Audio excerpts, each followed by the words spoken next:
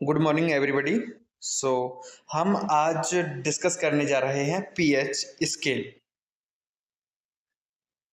तो सबसे पहले यही देखेंगे कि पीएच का अर्थ क्या है। दरअसल पीएच जो है वो पोटेंशियल ऑफ हाइड्रोजन को इंडिकेट करता है, यानी किसी गोल में हाइड्रोजन आयन की सांद्रता को मापने का पैमाना है। मापते कैसे हैं? अगर मान लीजिए हाइड्रोजन आयन की सांद्रता बढ़ रही है तो अम्लीयता को व्यक्त करेगा या अम्लीयता उतनी अधिक बढ़ेगी। हाइड्रोजन आयन की सांद्रता घट रही है तो ये क्षारकता को व्यक्त करेगा। इसके आविष्कार के बारे में भी देख लेते हैं। तो पीएच स्केल का आविष्कार 1909 में डेनमार्क के एक वैज्ञानिक थे, सोरेन पीटर लॉरेट्स सोरेनसन। आप सिंपली याद कर लीजिए इनको। पीएच स्केल की खोज किसने की थी? सोरेनसन ने।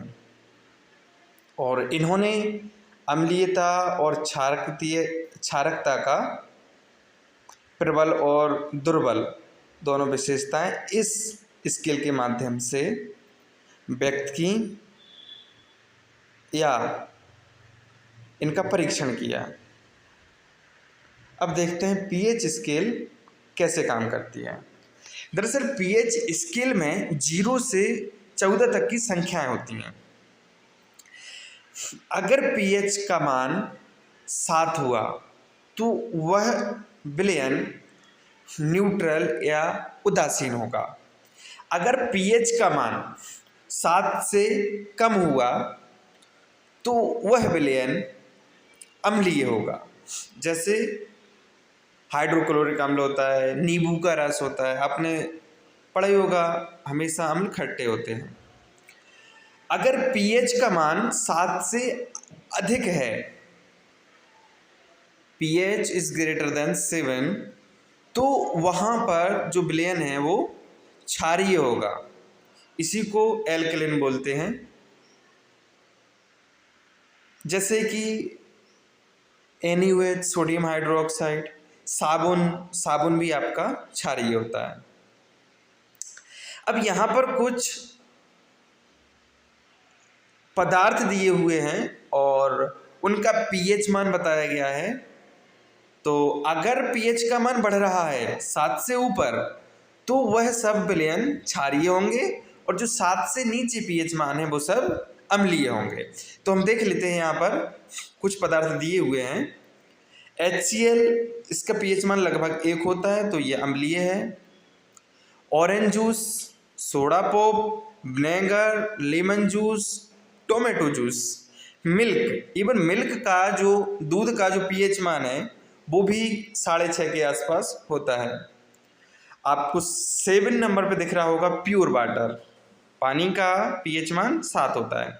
उससे ऊपर अगर आप जाइए तो blood, eggs, milk of magnesia, detergent, ammonia solution, NH4OH या साबुन, उसके बाद सोडियम हाइड्रोक्साइड, ये एक प्रबल क्षार है, इसका मान 13 या फिर 13 होता है।